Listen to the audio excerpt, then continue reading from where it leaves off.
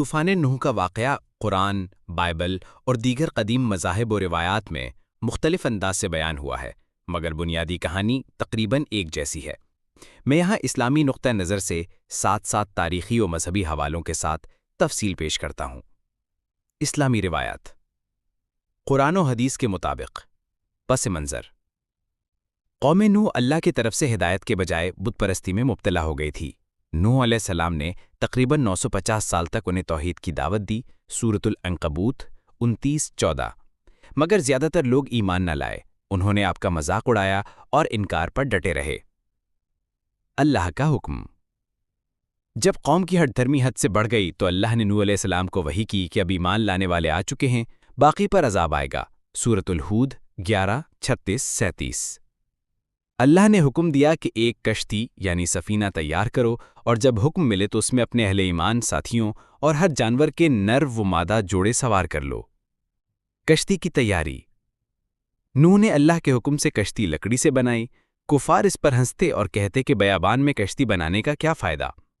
قرآن میں ذکر ہے کہ کشتی تختوں اور کیلوں سے بنی تھی، سورۃ القمر 54:13۔ طوفان کا آغاز: جب اللہ کا حکم آیا تو زمین سے چشمے پھوٹ پڑے اور آسمان سے موسلا دھار بارش برسی، سورۃ الہود 11:40۔ پانی اتنا بڑھا کہ پہاڑ ڈوب گئے، سورۃ المؤمنون 23:27۔ نوح علیہ السلام کا ایک بیٹا یام یا کنعان ایمان نہیں لایا اور پہاڑ پر چڑھنے لگا مگر ڈوب گیا، سورۃ الہود 11:42-43۔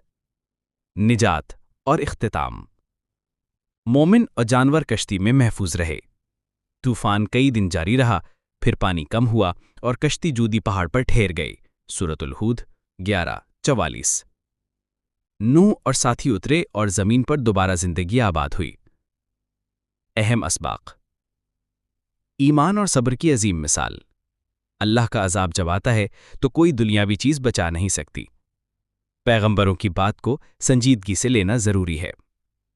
دیگر مذہبی اور تاریخی حوالہ جات: بائبل کتاب پیدائش باب 6-9 میں بھی یہی کہانی ہے، مگر تفصیل اور اعداد میں فرق ہے۔ قدیم میزوپوٹیمیا کی گلگامش کی رزمیہ داستان میں بھی ایک عظیم سیلاب کا ذکر ملتا ہے جو کچھ لوگوں کے مطابق طوفان نوح سے متاثر ہو سکتا ہے۔